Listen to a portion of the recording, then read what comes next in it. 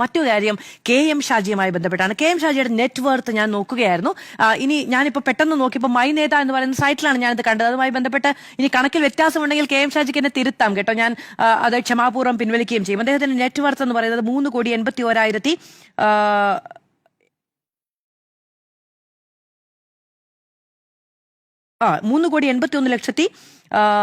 3,81,93,491. ഇത് വായിക്കുമ്പോൾ പ്രശ്നമാണ്. മാറിപ്പോയിട്ടുണ്ടെങ്കിൽ നിയമസഭയിലെ പോലെ നമ്മളും ആകാശത്തേക്ക് കയറിപ്പോവും, തീയതിയൊക്കെ മാറിപ്പോയല്ലേ. അപ്പോൾ അങ്ങനെ ഒരു പ്രശ്നമുണ്ട്. അതുകൊണ്ട് ഇതാണ് അദ്ദേഹത്തിന്റെ നെറ്റ് വർത്ത് എന്നാണ് പറയപ്പെടുന്നത്. 1 രൂപയുടെ കടമില്ലത്രേ. സർ, ലൈഫ് മിഷനിൽ അല്ലെങ്കിൽ ഈ പ്രധാനമന്ത്രിയുടെ ആവാസ് യോജനയുമായി ബന്ധപ്പെട്ടൊക്കെ വീടിന് അപേക്ഷിക്കുന്ന മനുഷ്യർക്ക് ഒരുപക്ഷെ ആയിരങ്ങളുടെ കടമയുണ്ടാകുള്ളൂ, പക്ഷെ അതിന് ലക്ഷങ്ങളുടെ വിലയുണ്ടാകും. അവരുടെ അഭിമാനത്തിന് വില പറയാൻ കഴിയുന്നതായിരിക്കും ഓരോ കൈവായ്പയും എന്നത് നമ്മൾ കണക്ക് കൂട്ടേണ്ടതുണ്ട്. അവന്റെ വീടിന് മുന്നിലാണ് അറക്കാൻ പോകുന്ന മാടിന്റെ പുറത്ത് കുത്തിവെക്കുന്ന പോലത്തെ ചാപ്പ കുത്തിവെക്കുന്നത്. ഇത് സൗജന്യം കിട്ടിയതാണ് എന്ന് വിളിച്ചു പറയുന്നത്. അവന്റെ കുഞ്ഞുങ്ങൾക്ക് സ്കൂളിൽ നിന്നൊരു കൂട്ടുകാരെ വിളിച്ചുകൊണ്ട് വരുമ്പോൾ അതിന് മുന്നിൽ ഈ ചാപ്പയുണ്ടാകും എന്നതൊരു പ്രശ്നമാണ്. വീട്ടിലേക്ക് വിവാഹാലോചനയ്ക്ക് വരുന്ന ആളുകൾക്ക് മുന്നിൽ അവരെ ക്ഷണിക്കാൻ ഈ ചാപ്പയുണ്ടാകും എന്നത് പ്രശ്നമാണ്. അപ്പോൾ ഇല്ലാത്തവന്റെ ബുദ്ധിമുട്ടുകൾ, കോടികളുടെ ആസ്തി ഉണ്ടാവുകയും ഒരു കടവും 1 രൂപയുടെ കടവും ഇല്ലാത്തവർക്ക് മനസ്സിലാകണമെന്നില്ല.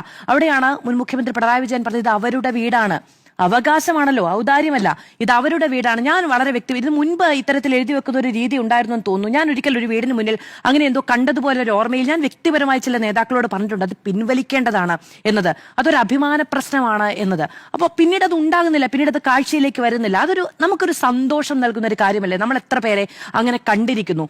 ഇപ്പോ അങ്ങനെയുള്ള അഭിമാന പ്രശ്നങ്ങളെ കണക്കിലെടുക്കാൻ കഴിയുന്നത് കൂടി ചേരുന്നതാണ് പൊതുപ്രവർത്തനം എന്ന് വിചാരിക്കുന്നു. അപ്പോ അതിലൊരു ഫോട്ടോ പതിക്കുന്നതല്ലേ, അതിന്റെ പേരിൽ പണം വേണ്ടതില്ല എന്ന് തോന്നുകയാണ് എങ്കിൽ ദാനം കിട്ടുന്ന പശുവിന്റെ പല്ലെണ്ണി നോക്കേണ്ടതില്ല എന്ന് പറയുമല്ലോ. ആ അവസ്ഥ സാധാരണക്കാർക്ക് വോട്ട് ചെയ്തവൻ ഉണ്ടാക്കേണ്ടതില്ല എന്നൊരു മിനിമം അവന്റെ അഭിമാന ബോധത്തോട് ചേർന്ന് നിൽക്കുന്ന തരത്തിൽ മനുഷ്യത്വമൊക്കെ പ്രകടിപ്പിക്കാം എന്നുകൂടി പറഞ്ഞു വേണം എന്ന് തോന്നുന്നു. PMAY പോലെയുള്ള കാര്യം അതിന് പറഞ്ഞൊരു എംബ്ലം വീടുകളിൽ വെക്കുന്നതാണ്. അങ്ങനെ ഒരു എംബ്ലം വീടുകളിൽ വെക്കുന്നതിന്റെ പേരിൽ സെൻട്രൽ ഗവൺമെന്റ് കൊടുക്കേണ്ട ഒരു പൈസ തടയേണ്ട കാര്യമൊന്നുമില്ല. അന്ന് കോൺഗ്രസ് ഭരിച്ചിരുന്ന കാലത്തും അത്തരത്തിൽ പല പേരുകളിൽ ഇന്ദിരാ ആവാസ് യോജന എന്നൊക്കെ പറയുന്ന പദ്ധതികൾക്ക് വന്നിട്ടുണ്ട്.